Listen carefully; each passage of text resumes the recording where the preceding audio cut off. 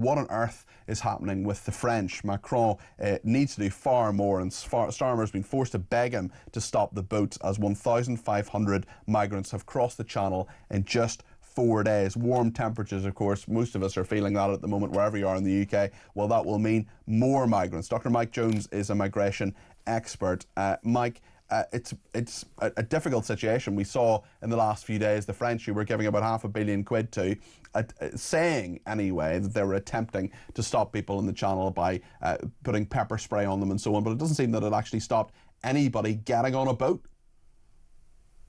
No, not at all. I mean, we've had, more than 15,000 people crossing the English Channel this year. That's a 35% increase on the previous year. Nearly 40,000 have crossed since Labour have come into office. I mean, it's a national emergency, it's a crisis.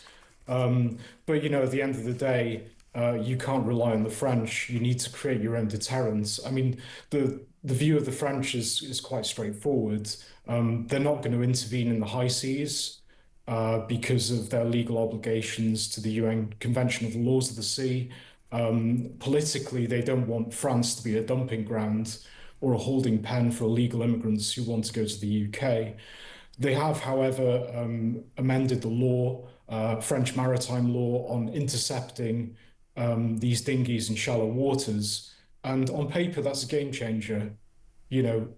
Technically, it could completely change the course of the crisis. But how robustly is it going to... Talk us through all that. How could it change things? How could it be a game changer? Well, it could be a game changer because if you actually sort of intercept dinghies, if you puncture them, if you disable the craft themselves, then obviously the smugglers' clients, the illegal migrants, can't get to the UK. So the payment system tends to be a sort of escrow-based payment system where the full payment's not made unless the illegals actually arrive, in England. And if you disrupt that, then it makes the people smuggling model more inviable. Does that mean that the idea of smashing the gangs, as Keir Starmer talks about, could actually have some legs here? Well, it's not really smashing the gangs as such. It's more of the policy being outsourced to the French. Yeah.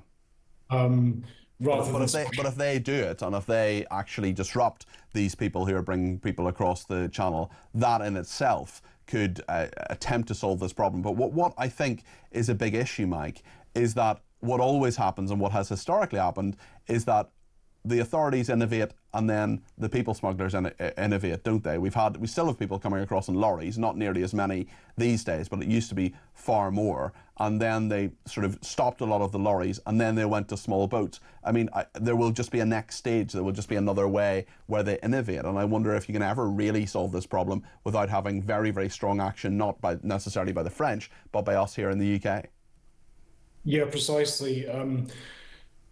The thing with the French model, they're trying to change the maritime laws to intercept these small vessels. But the problem is, will the French gendarmerie be completely robust about this? I mean, will they? Have they been so far? We give them about £500 million a year. They say they stop about 50% of migrants coming across the Channel. Do you believe them, Mike? I think they've intercepted quite a lot. I mean, Rishi Sunak actually did publish these numbers at one point. But interestingly, Rishi Sunak stopped publishing the numbers because clearly the French had a word with him saying, this would be very bad for us domestically because we don't want to be seen as being too successful with this. Hold on. They didn't want to be seen as being too successful. What possible logic could they have had for that? That's a great question. To which you do not have the answer, Mike. It gets to the heart of the matter. The French are basically walking a tightrope. So they don't want to be seen as being completely hostile to the UK.